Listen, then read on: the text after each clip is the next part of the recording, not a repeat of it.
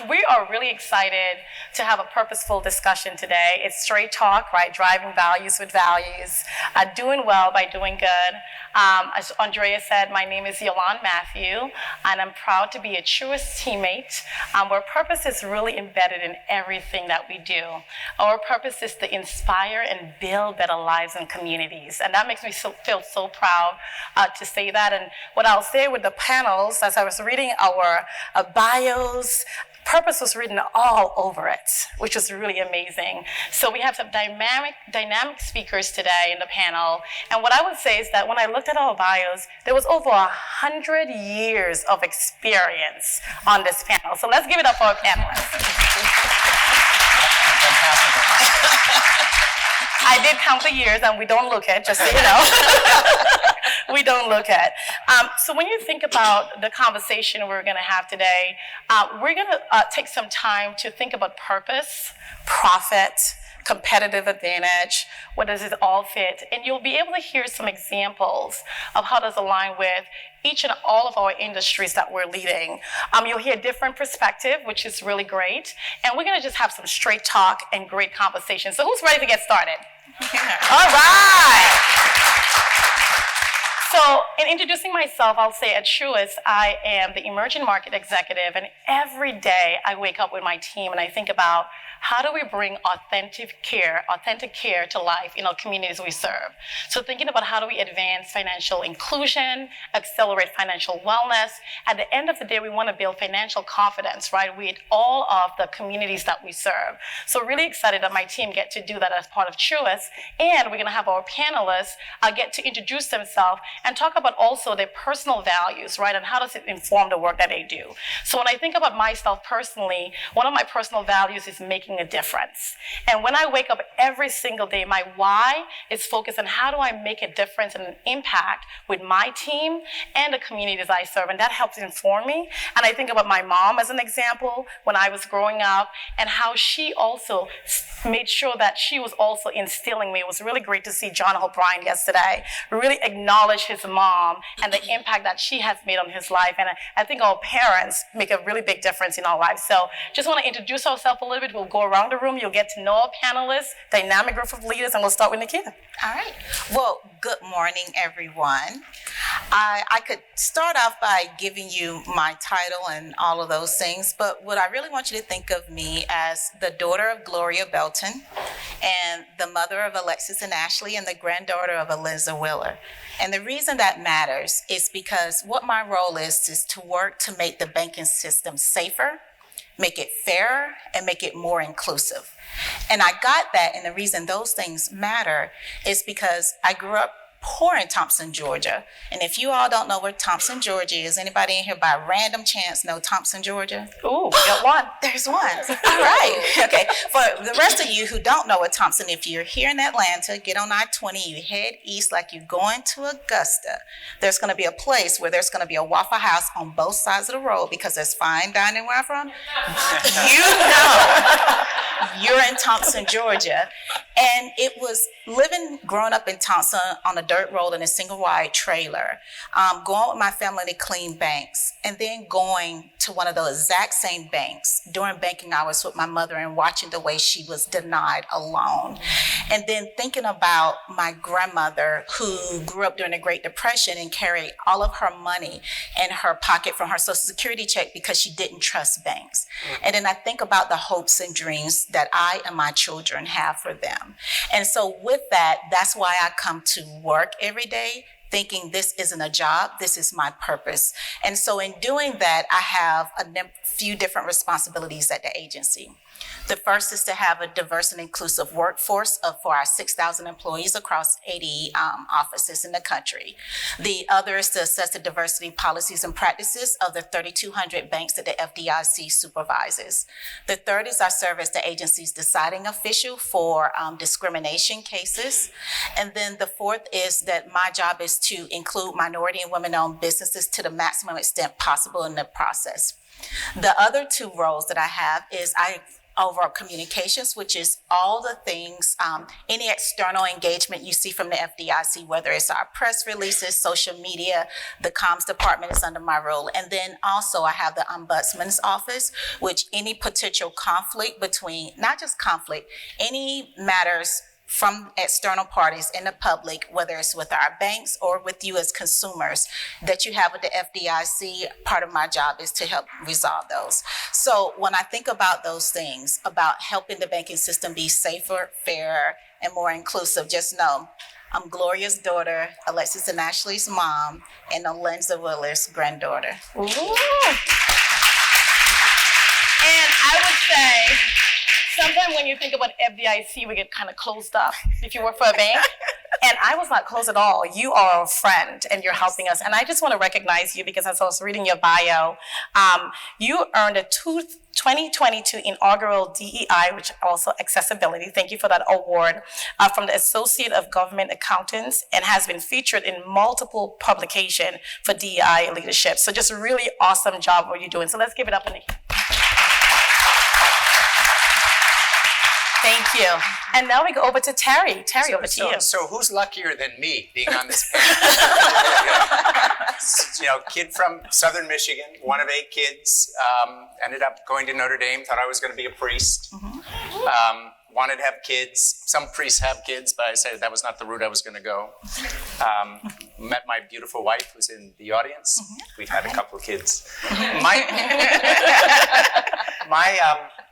My experience, as you know, Yolande, Nikita, Darlene, is different than those on the stage. Bankers, and I'm from the asset management business. And for some reason, I've always been interested in big. So I was at the world's biggest asset manager for a dozen years, BlackRock. Before that, at the biggest asset manager before BlackRock became the biggest asset manager. And to talk about purpose and how it has animated me all my life, Yolande, I would just say that John talked about it this morning. Service. It is about service. And in the financial services industry, what you're always trying to do is help others achieve their financial goals. And most of my responsibilities have been to help sovereign wealth funds, central banks, insurance companies, pension plans, endowments, University of Notre Dame endowment, help them achieve their financial goals. And one of my responsibilities at BlackRock, education, I started the financial inclusion team because we knew we had a lot to say about retirement. So this was a voluntary group. And our first keynote speaker was this guy named John Hope Bryant. And I caught the fire. I just thought, wow, how do I channel into that? So here we are. That is awesome. Give it up for Terry. And Terry, so if you don't know, Terry, just want to congratulate you. Terry has written a book on stakeholders, capitalism, and ESG investing, sustainable, moving beyond ESG to impact, which is focused on environmental, social, and governance. So just a really great job. And #1 on Amazon bestseller, right? That's right. Woo! Thank you so much. And service leadership is really important. Kelly, over to you. Just really excited for you. Thank you. So hello, everyone. Good morning. I'm Darlene Goins. And I'm also going to start with my parents. My parents really instilled in me a service to others. I grew up a preacher's kid, and through my parents' ministry, I got to see the impact that they were having on people's lives. And so that is important to me in everything that I do. I lead Wells Fargo's Banking Inclusion Initiative, which is a 10-year commitment that we started last year to help unbanked consumers. There are nearly 6 million unbanked households in the country. That means they don't have a bank account with a bank or a credit union. And so we're focused on helping them enter the mainstream banking system, whether through Wells Fargo or another provider. As well as making sure that we provide financial advice and guidance so that they can really progress on their financial health journey and prosper and reach their financial goals and dreams. And so I bring that purpose of service to others with me in my work every day. I feel like I am the voice that represents underserved communities in those meeting rooms where big decisions are being made. That's awesome. And you're being a little modest as well. So that's why the moderator is here. You also service leaders in your community, which is really amazing. And you were recognized this year. You were honored in 2022 as one of San Francisco's Business Times most influential women in the Bay Area business. So just give it up for that. I told you guys over 100 years of experience, and you can hear their passion as you talk about your, not only what you do, but your purpose behind that. So as we go into the straight talk, you'll hear more about purpose. We'll talk a little bit about how does purpose inform what we do, are there trade-offs to that? We'll have some conversation about, is it a competitive advantage? And what is the great news, as we were talking about the summary earlier today, I was reading it, and we talked about this, I was like, ooh, post George Floyd, there's a lot of companies now thinking about purpose as a competitive advantage, right? Before, when you talked about companies, the stakeholders tend to be like the main part of like how we do business, but it's really great as you think about generations and change, that purpose is really driven into that. So who's ready for some straight talk? Go. All right. So we're gonna get started and talk about just that. We'll talk about driving values with values. Doing well by doing good. And I want to hear from each panelist, if you don't mind, and what does that mean to you, and how can leaders really think about companies, like integrate that into their interaction for customers, workforce, suppliers, and think about it as a competitive advantage. So, Darlene, we ended with you. I'd love to start with you today. Sure. So that's a great question. And I'm very passionate about being a vessel for purpose, for creating pathways to economic advancement for communities of color. But I think we all know that economic advancement is easier for some than others in our society. And so bringing that purpose of helping underserved communities really helps fuel me as I go to work every day.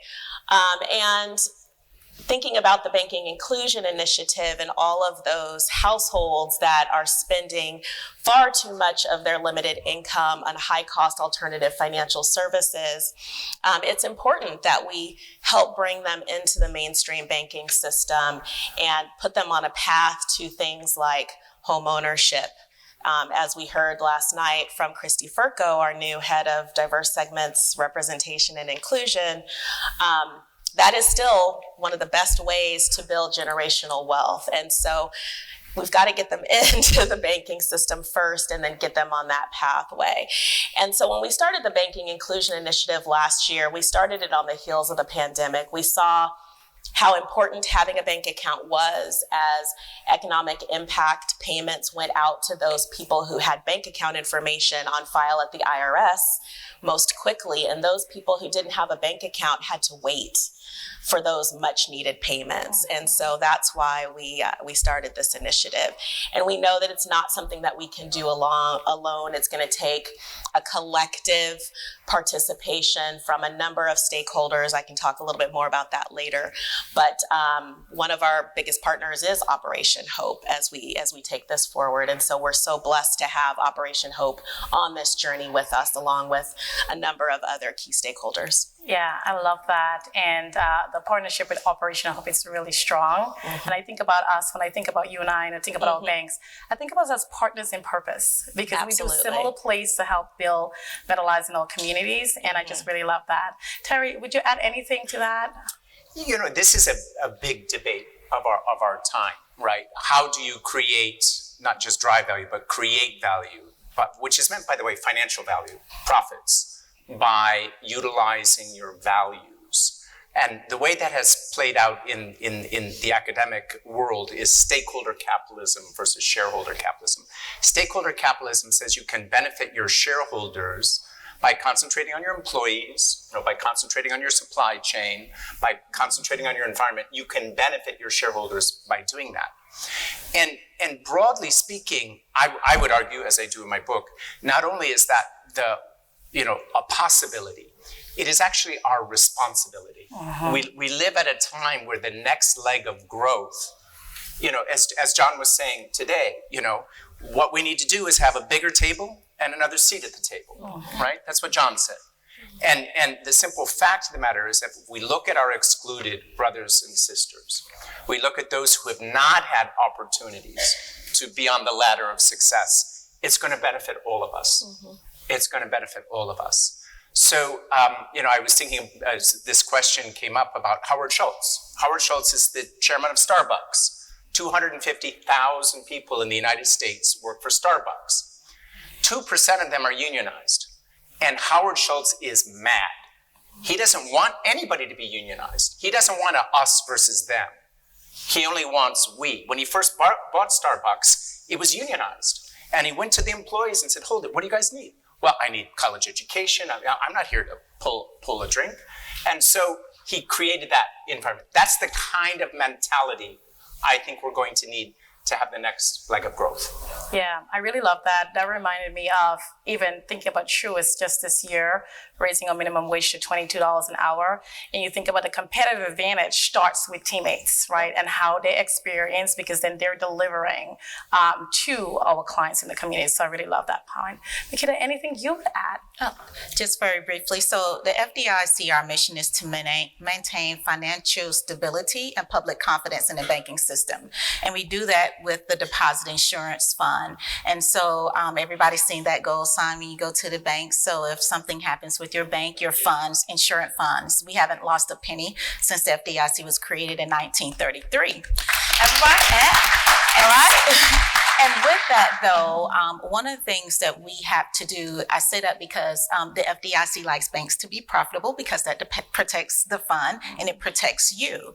And we had to work through our financial institution diversity program to help financial institutions see a little bit more clearly that we're okay with this, that having more financial inclusion is profitable for them, and we support it and encourage it. And so that's some of the things we're doing, and we'll have more time for more conversation on that. Yeah, I love that. This discussion is really going really well so far, and I love how we're connecting the purpose, connecting it to the people and the communities, and the work that we're doing, whether it be within our company, with the FDIC, or even with you, really connecting it to see that it is aligned, right, as a competitive advantage, which is really amazing. Nikita, we ended with you. I'll start with you for my next question. So, hot topic.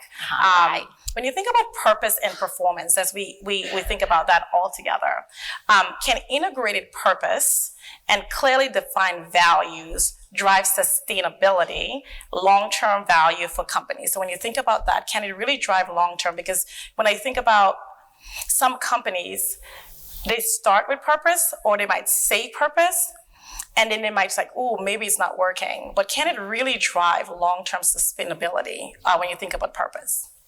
It can. Yeah. That's right. And what you need to do is to do a few things.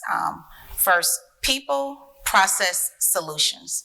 You need to work on those three things, because otherwise you can have purpose, right? And we can all agree on the purpose. But if we don't have the right people in place, if we do not build the systems that are needed to execute on the purpose, right?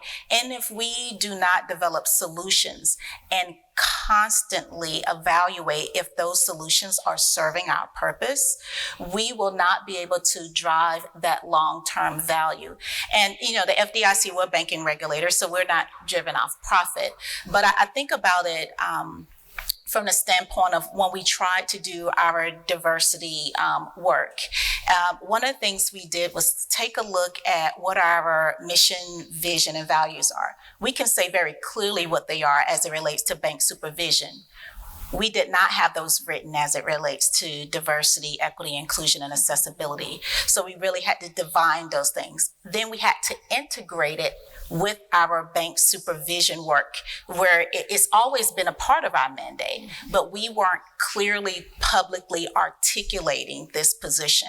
And so we integrated our bank supervision work, our resolution activity, all of those different aspects into what we do to promote more inclusion.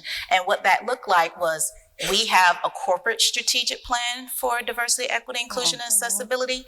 Each division office within the agency also have their own plan to help support the corporate plan, and each regional office within the agency has their own and then we have employee resource groups that continue to support it. So I'm pointing all of this out is because it has to be something to have a truly integrated approach. Is that everyone see how the work add values to the work that they're doing. You have engagement at all levels, and then you have a strategy and you have measurement systems, and you're constantly evaluating. Yeah, I really love that. I wrote this down. People, process, solutions. Yes. People, process, solutions, which is great.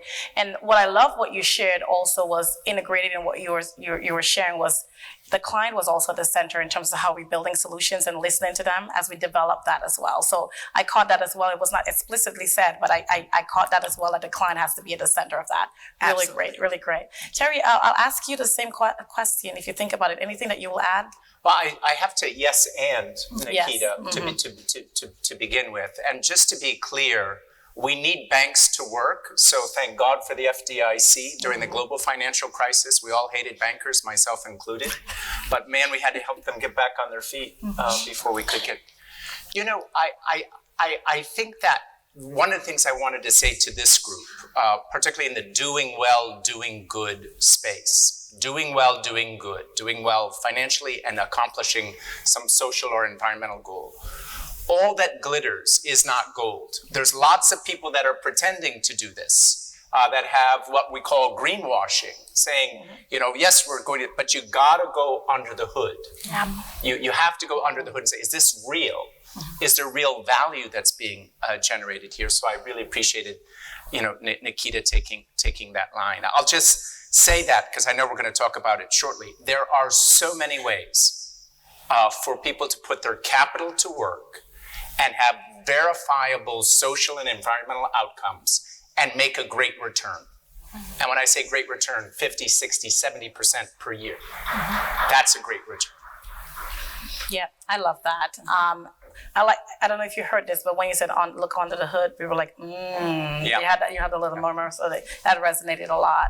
Darlene, anything that you will add to that? Sure, just a couple of things, and just to build on the returns that you're talking about. McKinsey published a study in 2020 that said that if Black Americans had the same access as white Americans to financial products, there would be an additional $2 billion in revenue for financial institutions annually. And further, if the racial wealth gap was closed, it would be an additional $60 billion in annual revenue for the financial services industry. And so you can imagine doing that good in terms of financial inclusion and helping to close the racial wealth gap creates value. It creates value for everyone. And so one other thing I just want to add in terms of how we do this is getting back to the people and people, process, and solutions.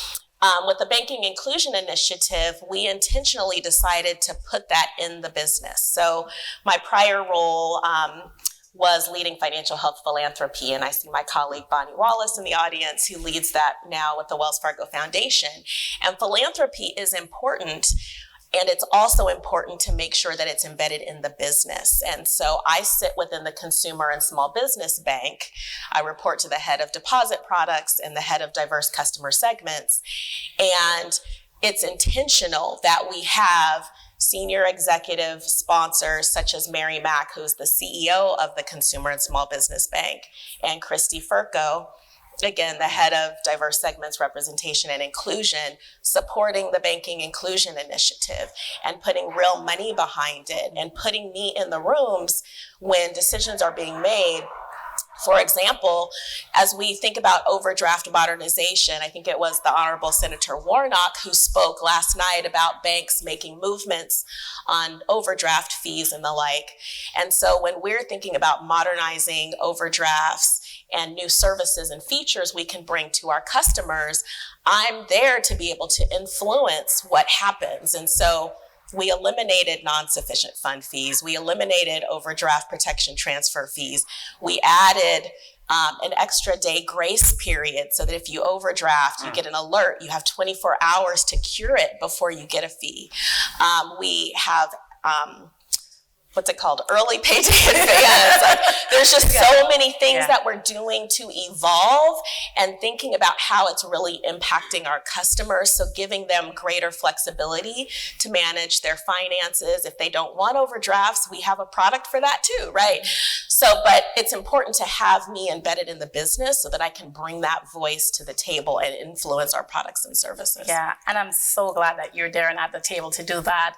As you were talking about overdraft fees, I couldn't help but think about even this summer with Truist, right?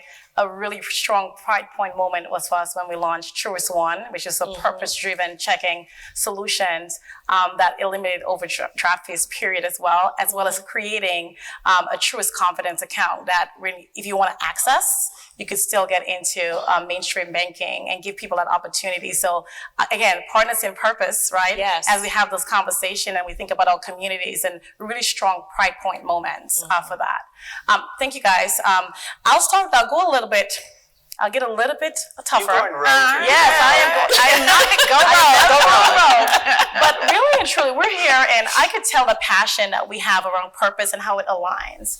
But there's some people that believe that there are trade-offs, right? And there's some folks that are saying, we got to focus on the stakeholders, or we got to, how are they going to survive this in the long term? So my question would be, as you think about trade-offs, right? What would you say to people who argue that there is trade-offs between strategic, purpose-driven investment and making a profit? So I am going to go rogue and go to you, Terry, to start us off. Gosh, we have, 2 days to discuss this? Yeah. Let me just say before I answer this very important question, I wish I had those overdraft facilities in the 1970s That's when right. my bank account was always That's overdrawn. So of course there can be trade-offs, but let's focus on where there aren't. This is the sweet spot. Where can we actually really generate a lot of wealth and income by serving the underserved? This is actually the commonality of what we've been talking about. And obviously, Nikita and Darlene have the whole banking thing, but let me step outside of banking and just give some extraordinary examples of how, by focusing not only on Black and brown and yellow and red communities, but greater gender equity across many spheres, not just finance, education, housing, healthcare, just extraordinary opportunities. And many of the greatest philanthropies, not just Bill and Melinda Gates, but an organization I'm very, very fond of, the Sorensen Impact Foundation in Salt Lake City, a $6.2 billion impact fund that's generating these 55% returns. One of their greatest investments was to create media companies for the hearing impaired. Okay, how do we reach this whole group? There are 1 billion people on Earth who have some type of physical or mental disability. We heard from one last night, Joshua from Admireware. Who didn't go straight to the website and buy? We're like, okay, I need one of these. Yes. Follow. So there's these opportunities, genuinely, Yolande. So I would say, there's plenty of places where there are trade-offs, and all that glitters is not gold. But the opportunity set to serve the underserved, to mobilize those who have not had access to the ladders of opportunity. This is a genuine win-win, a win-win-win. Good for them, good for the individual helps, but also good for society.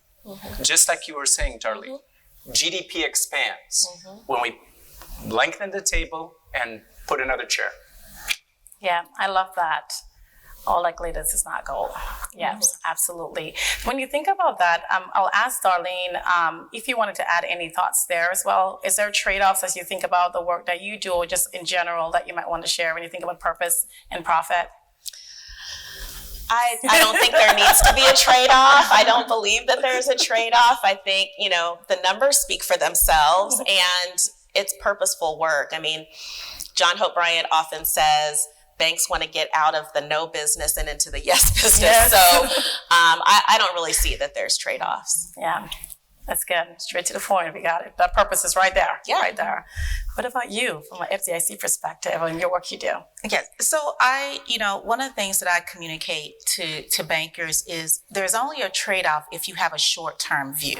But if you have the perspective of patient capital, you will have a different experience. So if you think about, I talked about the bank that denied my mother a loan in Thompson, Georgia. Had my mom and my family not had that experience, I probably would have opened my first bank account there.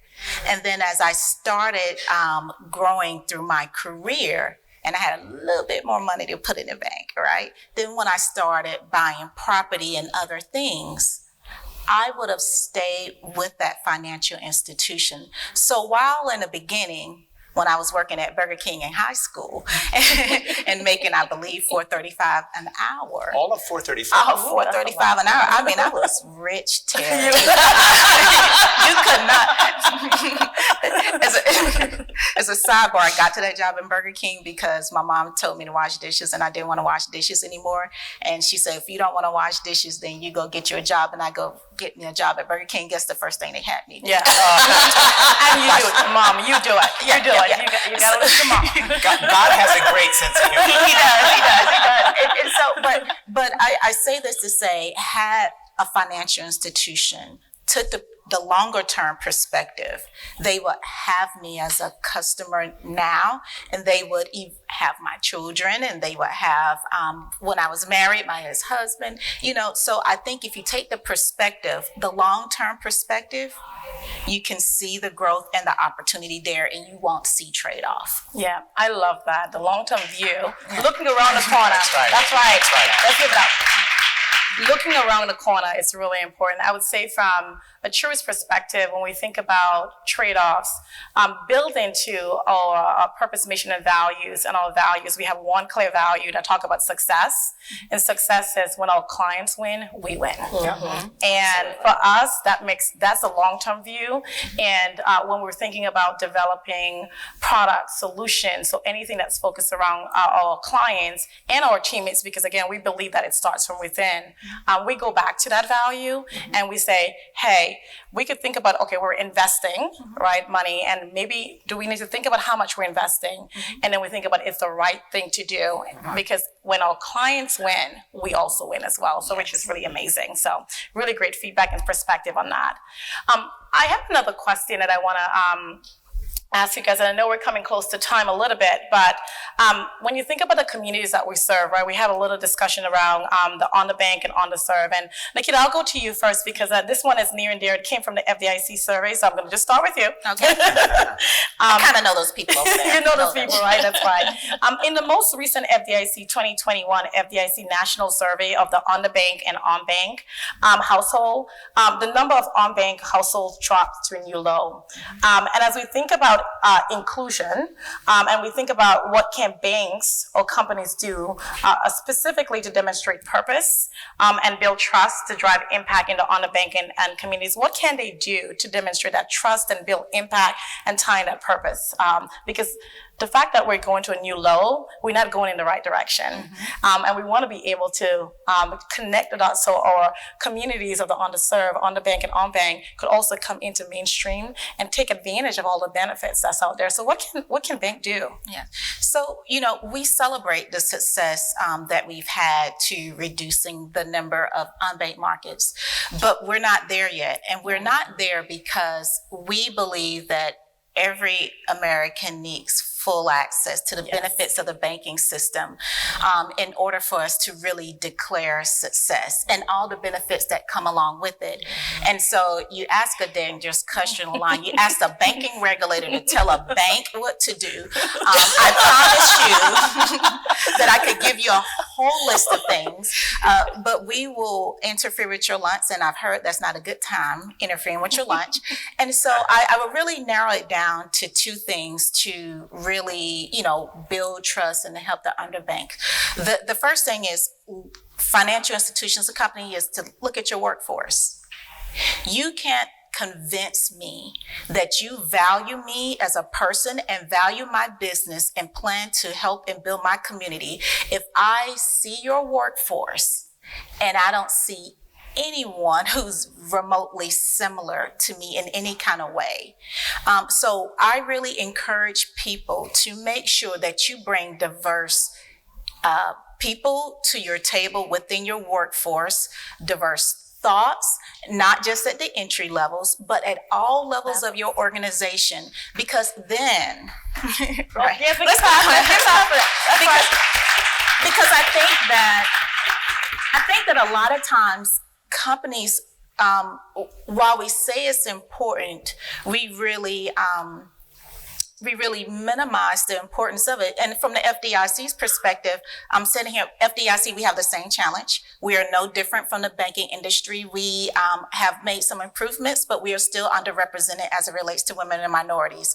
And so we can't go out and promote financial inclusion if our workforce isn't doing it. We can, but we just have to be transparent about we're working on it. So the first thing is to work on the workforce. And then the second thing that I would say is to provide for people's present, but speak to their future. Getting a bank account for underbanked, getting a bank account is really just to start. Right? The bank account is to open a door for you to be able to do things besides your day-to-day expenses, being able to buy a home, being able to start your business, all of those different things to allow you to not just survive, but thrive, only starts beyond the bank account, right? And so really providing for the present, bank accounts, and speaking to their future, growing with the individuals that you support, and making sure that we are also speaking to the next generations. Now, my two girls, even though they've been with their mom, who've been with the FDIC a very long time, they challenge whether or not they need a bank account, because to them, a bank account means something else. And that means who can get the money in their hand the quickest, right? And so banks have to really diversify the workforce and really speak to people's futures so that they can be able to capture that future of banking customers. And I'm stopped there because I warned you that you asked the regulator to tell banks what to do. You can go on a little bit more, which is just really, that's really good though, when you think about the workforce and making sure it mirror that. And then I like when you talked about provided, not just for the people for the present, but think about the future. It reminded me of how we talk about insurance, like meeting people where they are, but we're not going to leave them there. Right. We're going to help them along the way, which is really good, and great story about your daughters, which is great. I'll open it up. Darlene, anything that you will add around that space? You've done a lot of work, especially with Operation Hope, and just love hearing some of the great things that you guys are doing over there in Wells Fargo. Anything that you will add to that perspective? Sure, and I know I'm probably standing between this group and lunch, so I'm going to try to be quick. So just to build on what you said, those are exactly the things that we are doing. We are working on diversifying our workforce, hiring people in our branches that look and have lived experience with the communities that they're serving, all the way up to Christy Furco being the first Black woman reporting to the CEO for Wells Fargo. Give it up again. Yes. That's right. Yeah. So we've made progress. There's still a lot of work that we have to do, but we're making progress on that. What was the second thing that you mentioned? Meeting them where they are, the future. Yes, the future. Yes, exactly. And that's what we're trying to do. Looking at the Banking Inclusion Initiative, for example, we have recently started redesigning our branches that are in low and moderate income communities to be more welcoming environments with specific messaging to help people sort of move from that transactional mindset to that relationship and pathway to the future mindset, with first person educational stories in the branches that inspire hope. So we're working on that. But then I think the last thing that is unique is when we stood up the Banking Inclusion Initiative, we knew that trust was going to be a big barrier. And so we formed a national unbanked task force that's comprised of the leaders of some of the most well-respected, longest advocacy organizations in the country. We have Derek Johnson from the NAACP, Mark Morial from the National Urban League, Janet Marguia from Unidos US, Rigo Frias from the Native American Finance Officers Association, and many others. And we meet with them quarterly, and they're at the table with us designing the solutions. Your third point, the solutions that we can test and learn from to see what really works, what resonates, that can be scaled and really drive the inclusive economy that we're striving for.